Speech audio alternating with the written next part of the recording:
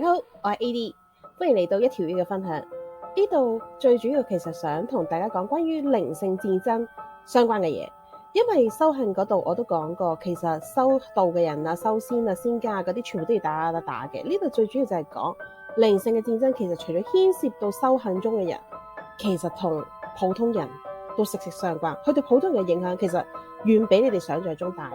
關於靈性戰爭嘅起源呢，其實咧我唔會講太多嘅，畢竟每個修行者落到嚟佢哋嘅目標啊，或者係 task 都唔一樣，咁所以咧我只會同大家講，如果有興趣嘅話，可以睇下呢一本書。咁需唔需要好認真或者將佢當做係真係神話一樣咁去睇咧？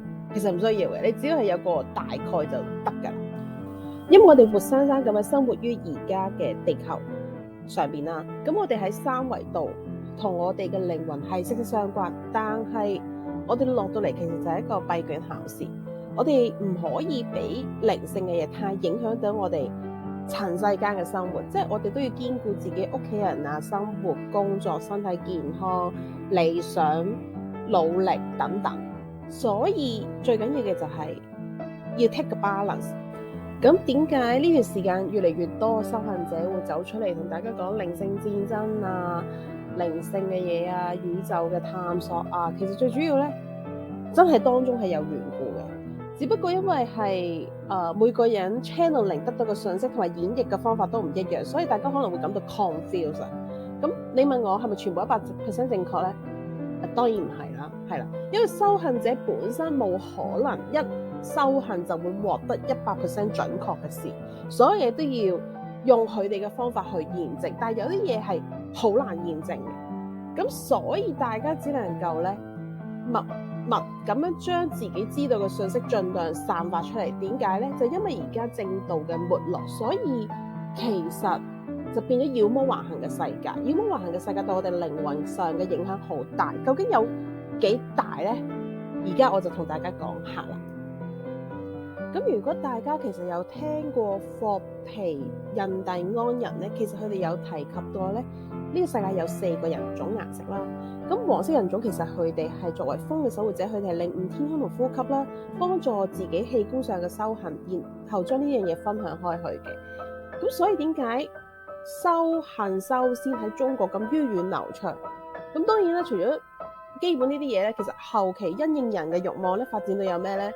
借運啦、借庫、斬紅元同埋種生機等等。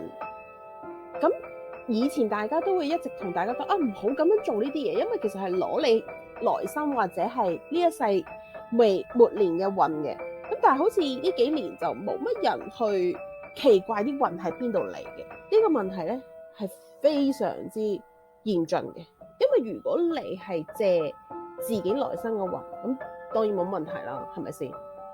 但係如果唔係咧，其實只要咧大家接受因果報應呢一套啦，然後對於自己欠過嘅賬單要還翻咧，其實冇乜大問題嘅。終歸你會有翻身嘅機會啦，你可能會有更加多嘅可能性啦，同埋唔會落地獄嘅。咁如果你係有借不還嘅人咧，咁你就要小心啦，因為個雪球其實會越滾越大，去到一個地步咧，大到某個程度嘅話咧，其實你就準備永遠都唔能夠翻身咯，係啦。咁呢樣嘢喺肉體度會唔會顯性咧？會嘅，詳細我以後會同大家再講。今日集咧最主要，其實上半部係同大家講究竟點解會形成咗靈性戰爭對普通人其實都有咁大影響呢？而下半部就係教大家點樣喺自己嘅肉體度睇得出自己其實嘅靈魂嘅狀態究竟點咧？畢竟我哋冇學嘅人其實係好難會知道自己靈魂嘅狀態噶嘛。但係其實你嘅靈魂一早就已經暗示咗俾你聽，而佢嘅暗示嘅方式就喺你嘅肉體度顯成。好，咁而家開始，今日就咧最主要就係同大家講關於肉體心理上嘅顯性。大家就會好奇啦，究竟你點樣得知呢樣嘢咧？經驗所談，即係呢度所有嘅問題咧，我都經歷過，同埋唔止我一個人經歷過，係啦，同有其他修行者都經歷過。咁係最大嘅狀況就係你修行中你被攻擊你就會痛，你一反擊完淨化完你就唔痛。呢樣嘢就係好難去解釋嘅，基本上你揾醫生都解釋唔到，同埋好多時候就係有啲位你出咗事，然後你解決咗就唔需要揾醫生嘅，係啦。咁所以咧，第一個顯性就係咧偏頭痛。偏頭痛就係都市人都有個病，其實而家醫學根據都好難解釋呢樣嘢啦。事實上係真係可以用反擊啦，同埋係用鼠尾草等等淨化咧，就將呢個問題咧搞掂嘅。你唔需要係咁食 Panadol 咯，係啦。咁第二樣嘢咧就係大家好頭痛嘅脂肪水腫啦。呢樣嘢其實發展到咁嘅程度就已經係有少少去到唔太好嘅狀況，因為大家有少少奇怪就係點解我飲啖水都會肥咧？然後就會怪一定係基因問題啦。唔係冇關，但係唔係完全有關。當你去到一個承受唔到嘅狀態嘅話咧，其實你就會首先出現嘅就係會肥胖啦。咁呢個肥胖係好難減嘅，然後就會水腫啦。同埋點解咧？其實以中醫角度嚟講咧，就係你血氣不通，因為血氣不通咧，所以就好容易造成腫脹。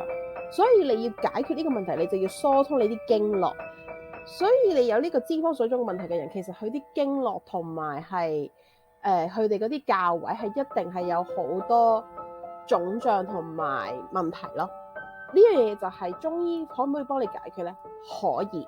所以呢一個咧，就除咗偏頭痛之外咧，其實我覺得脂肪水腫咧可以揾中醫用針灸、放血同埋美容師去幫你解決，但係就一定要識得針對性同埋排序咯。第三樣嘢咧就係關節疼痛啦。關節疼痛去到呢個地步，通常第一個咧，你其實係內分泌已經出咗問題㗎啦，佢就會尿酸過高。你可以透過你嘅飲食控制去將呢個問題稍稍去減輕嘅。但係我自己最近接過一間 case 就係 check 乜嘢都 check 唔到，但係佢就係痛咯。所以如果你可以靠醫生去處理嘅問題，即係代表佢已經係症狀比較輕，同埋纏繞嚟嘅繞嗰個係比較細，你嘅靈魂狀態亦冇咁糟糕。係第四樣就係排卵期出血，呢一個咧就當然有一個你子宮薄弱㗎啦，咁你被打到臍輪啊、海底輪去到一定嘅程度，你就一定會弱㗎啦，呢個冇得講㗎啦。而如果你喺中途俾人攻擊得比較嚴重咧，其實你都會突然間出血嘅。係咁去到呢一度，即係代表其實你身體好多部分已經，我哋可以講話係脈輪位已經係被打損到七七八八㗎啦。去到第五咧就係預防腫脹或者預防萎縮。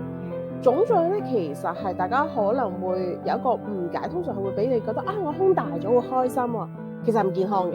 係啦，我身邊係有人係有咁嘅情況嘅。當佢疏通咗胸部嗰啲結節咧，其實佢就會去翻佢嘅正常 size 啦。係咁，所以有時胸部突然之間大咗，你就唔好開心，你要撳一撳究竟佢係真係好似坊間講嘅軟綿綿嘅胸部啊，定係其實佢係感覺係有少少浮腫咧？如果浮腫，你就要即刻要小心啲。所以近排係開始有嗰啲胸部嘅 massage。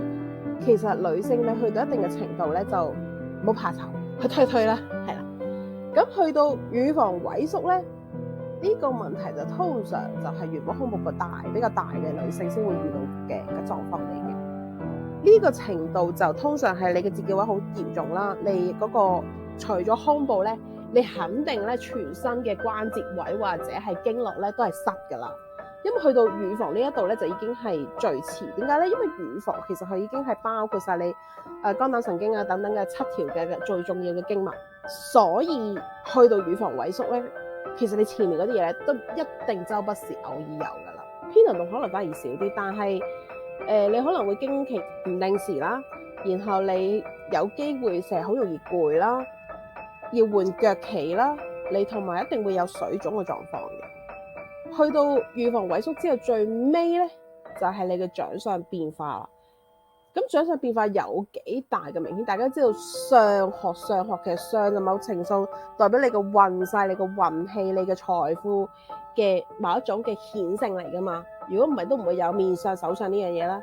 其實打你嘅人最目標最終就係呢樣嘢啦。男性呢邊嘅 data 咧，其實我都實話實說係比較少啲嘅。咁但係咧，有啲位咧我都係親眼見證，所以都知道嘅。第一個就係偏頭痛啦。但係如果唔偏頭痛，男性會喺邊樣顯示到咧？就係眼睛。如果你眼睛某段時間突然之間不斷係佈滿紅絲咧，同埋退唔到落嚟，你就要留意下你嘅狀況。佢係第一個 step 嚟嘅。第二個 step 咧就係腹部肥胖。腹部肥胖咧就係你個肚腩會越嚟越大。其實你會好奇怪，有啲人點解會咁瘦，你就係淨係肚腩會大咧？呢個都係一個唔太正規嘅生理現象嘅表現。第三樣嘢咧就係脂肪水腫啦。其實就同女性冇分別，就係因為血氣不通啦，所以會做到局部性嘅肥胖。而呢種肥胖其實因為你唔通咧，所以其實好難解決嘅。所以你一定要解決咗脈絡嘅一定嘅通順，行氣要暢通，你先可以減少呢個問題咯。第四就係關節疼痛。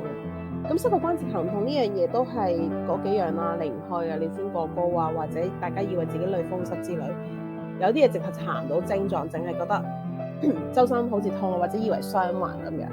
其實咧，我近排就見到一個人咧，佢就係啱啱開始，然後關節一痛咧，只要打到走咗咧，就唔會有事噶。而佢嘅關節痛其實就係我發現係俾人打嘅部位，所以都係呢一個你喺靈性戰爭度弱肉強食，你處於弱勢。咁第五咧，其實大家都好抗傷嘅嘢，即係男性一定會好在乎噶啦，就係早發性射精啦，即係比較容易早泄，係啦。呢樣嘢其實大家可以睇自己嘅身體狀況，最明顯嘅一部分就係男性，如果你做愛嘅時間比較長啲咧，其實某程度你嘅陽性能量會比較足，你嘅靈魂嘅狀態會相對嚟講係比較好嘅。如果你做愛時間比較短咧，其實某程度即係代表你嘅陽性能量你要慳住使。咁所以咧，其實你嘅靈魂嘅狀況咧，相對嚟講真係比較弱。但係咧，嗰個本身大家做愛嘅時間有幾長有幾短咧，呢個的確係有嗰個底蘊嘅存在嘅。咁當然 practice 可以 make perfect 啦。咁只不過呢樣嘢的確係一個好重要嘅訊號，話俾你大家聽，你嘅靈魂究竟係處於健康定係唔健康嘅狀況。而第六個就係長相變化啦。當你出現長相變化，其實某程度嚟講都係有人可能想，以前都係講啦，相由心生。你越到30歲之後，其實你嘅樣就越跟隨住你嘅性格起變化。但係而家就唔係咁嘅緣故，所以你好後生嘅樣已經出現咗變化，但係唔係因為你整容或者係未整嘅話咧，咁就要留意下。基本上咧，對於修行者咧，其實因為佢哋知道你要同佢哋對壘啊嘛，你係跟正道，你就要斬要除魔，咁所以咧第一下攻擊你嘅咧，就一定係你最重要嘅部位。女性就係胸部同埋子宮啦，男性嘅就係佢哋腹部加嗰個叫做第三隻腳啦。咁所以點解話修行者一定要打？其實就係咁嘅情緣故啦。但係你唔係修行者，你係會唔會完全係可以免幸咧？好可惜，唔可以。點解咧？因為你身上有值得人哋想要嘅嘢。咁啱啱首先提及關於肉體嘅顯性啦，當然就唔止咁少啦。但係我會講一啲比較普遍出現嘅狀況。咁到精神上呢一個就更加難以一言盡之概括啦，因為佢好 case by case， 好每一單嘅狀況都唔一樣。但係整體嚟講，其實精神狀況出咗問題嘅人，其實應該係最 urgent、最需要人協助。但係放到嚟而家現今社會，第一個就係你係咪精神病出咗問題啊？你係咪要睇精神醫生啊？你係咪性格有問題、有缺陷，所以先會俾人欺凌啊？如果唔係，點解大家都唔欺凌，就係欺凌你一個啫？或者係到你發現咗佢已經太遲，佢一個人死一眼，其實已經好難去處理呢件事。咁呢個狀況其實係因為我身邊係好近嘅人係嘗試過都，我真係發現，咦，唔係單單靠醫生可以解決到，再去用靈性嘅方式去解決呢件事，稍稍將件事冇去到咁 worse 嘅地步之後咧，我就開始踏上咗修行之路。可以講呢樣嘢係一個好重大嘅契機，令我行到呢一條路咯。咁當然就係我當初都有懷疑過係咪性格有問題嘅，實不相瞞，呢一個真係因為我自己冇受過咩欺凌，我唔係好在意呢樣嘢，所以當時我第一下都係咪你生命太脆弱？但係其實我冇諗過點解會其他人會變成魔鬼，淨係欺凌一個人呢？呢個就係關乎我咪講過呢個世界係弱肉強食，靈魂界嘅弱肉強食係更加殘酷嘅。弱者聚埋一齊就為咗咩啊？盡量唔係自己成為犧牲品。東方咧，其實佢哋一開波就已經知道修行其實係武術缺一不可，畢竟佢係包括到你嘅命同卜。點解要用命同卜咧？其實某程度嚟講就係互相對證。你有啲嘢就係我就要預測咗先，我預測咗啦，有啲嘢係印證咗俾我聽係正確，你先可以知道自己其實係識睇定唔識睇噶嘛，係咪先？咁卜咧就係你可以當你嘅命可以對翻上，所以呢個就係互相印證。你嘅相學其實都係對應翻嚟呢樣嘢，其實係幾樣嘢夾埋嚟去印證自己嘅方向係正確，同埋係啱翻條命，係冇完全就偏離嘅。或因為如果你有精神病、心理病，其實你嘅命盤係睇得到嘅。咁然後醫就大家知啦，打啊嘛，所以不得不說就一定要靠醫。咁點解以前嗰啲修行者係練丹而唔係學真係醫術咧？有醫生啊嘛，有專門嘅醫生，梗係佢哋嚟醫我哋啦，係咪先？所以而家你問我都係唔係完全唔知，但係你識咧，我同你講加成勁多，係啦。咁到山醫卜命上啦，最後就係山啦。咁其實大家都係去 support 你嘅山呢樣嘢，就係修仙啊，或者係陳修度將佢做得更加好咁樣之類啦。所以就喺修行上其實冇得偷啦，係啦，真係要好勤力，同埋真係要燒錢，因為你每學一樣嘢其實都係要燒錢嘅，係啦。所以就係嗰啲，如果你係一個靠 channeling 嘅人，你問我會唔會係唔準確咧？唔一定嘅，因為真係有好多宇宙落嚟嘅靈魂咧，其實佢哋本身來自好高維度，其實佢哋有一定嘅能力，所以佢哋係消耗得起，能夠拎講得到呢啲咁樣嘅資訊。但係如果你唔係咁高維度落，靈魂來自於咁高維度咧，就有一個好大嘅風險，就係咧你會聽錯咗好多唔同嘅信息，因為你要記住落到嚟就係陳修。我哋不嬲都講，其實人係要努力，要自己去爭取，去獲得一啲成功嘅嘢。如果你所有嘢都係講宇宙落嚟俾我嘅，我而家靠天使去幫我治療，跟住我就收你一大筆錢啦。你要諗下，其實係咪一個正確嘅方法？因為修行者點解佢要收錢，就係因為佢幫人起日卦卜卦，佢可以幫到人賺錢，因為佢係好準確，或者去幫人睇墓地，佢就可以幫個家族興盛起嚟。咁當然因為而家騙子太多啦，即係三五九流，即係唔夠料嘅人係好多嘅，我都認同呢件事。咁所以大家就可能會信科學多過信靈修或者修行者，其實係正常，因為我都曾經係呢個狀況，哈哈哈哈哈。